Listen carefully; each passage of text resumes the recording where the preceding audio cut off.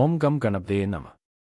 തടസ്സങ്ങൾ വഴിമാറുന്നിടത്ത് വിശപ്പ് പോലും വഴിപാടാവുന്നിടത്ത് പിതാവിനേക്കാൾ പ്രശസ്തനായ ഒരു ബാലദേവന്റെ കഥ തുടങ്ങുന്നു. നമസ്കാരം. തീർത്ഥയാത്രയിലേക്കെല്ലാവർക്കും ഹൃദയം നിറഞ്ഞ സ്വാഗതം.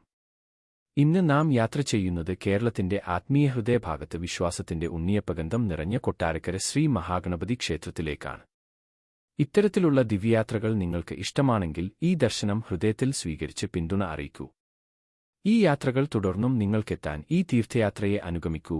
നിങ്ങളുടെ അനുഭവങ്ങളും പ്രാർത്ഥനകളും അഭിപ്രായമായി പങ്കുവയ്ക്കാനും മറക്കരുതേ. കൊല്ലം ജില്ലയിൽ കൊല്ലം തിരുമംഗലം ദേശീയപാതയ്ക്ക് സമീപം കൊട്ടാരക്കര നഗരഹൃദയത്തിൽ ശാന്തമായി വിരാജിക്കുന്ന ഈ മഹാക്ഷേത്രം യഥാർത്ഥത്തിൽ മണികണ്ഠേശ്വരം എന്ന കിഴക്കേക്കര ശിവക്ഷേത്രമാണ്. കിഴക്കോട്ട് ദർശനമായ ശിവനും പടിഞ്ഞാറോട്ട് ദർശനമായ പാർവതിയും പ്രധാന പ്രതിഷ്ഠകളായിരിക്കുന്നിടത്ത് ഉപദേവനായി വന്നവൻ പ്രധാനനായി മാറിയ കഥയായി ഇവിടുത്തെ വിഘ്നേശ്വരനായ ബാലഗണപതി ഇന്ന് കേരളത്തിലെ പ്രശസ്തമായ 5 ഗണപതി ക്ഷേത്രങ്ങളിലൊന്നായി മാറുന്നു.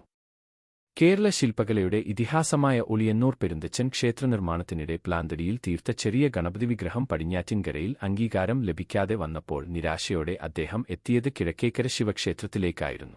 അവിടെ ശിവനുവേണ്ടി തയ്യാറാക്കിയ കൂട്ടപ്പം കണ്ടപ്പോൾ മകൻ വിശന്നിരിക്കുമല്ലോ എന്ന കരുണയോടെ 7 കൂട്ടപ്പങ്ങൾ ഒരു ഇലയിൽ കൊടുത്ത് ഗണപതിക്ക് നിവേദിച്ചപ്പോൾ ഇവിടെ മകൻ അച്ഛനേക്കാൾ പ്രശസ്തനാകും എന്ന പെരുന്തച്ചന്റെ വാക്കുകൾ ഇന്നത്തെ ചരിത്രമായി.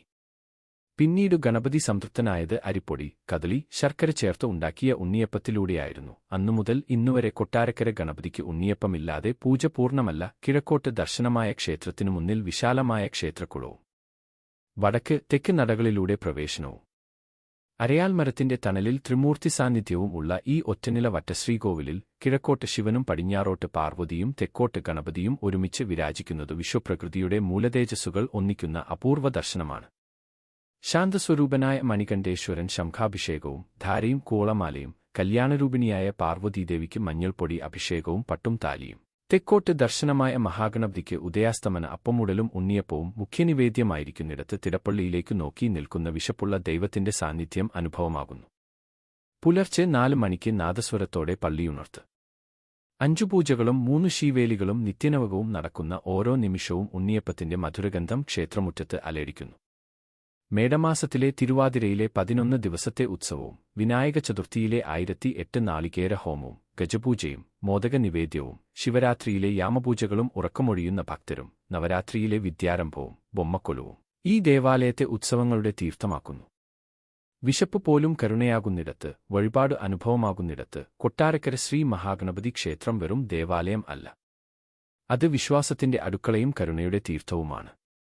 ഈ തീർത്ഥയാത്ര നിങ്ങളുടെ മനസ്സിനെ തൊട്ടെങ്കിൽ ഈ അനുഭവം മറ്റുള്ളവരിലേക്കും പകരൂ. നിങ്ങളുടെ സ്നേഹവും പിന്തുണയും ഈ യാത്രയ്ക്ക് ശക്തിയാകട്ടെ.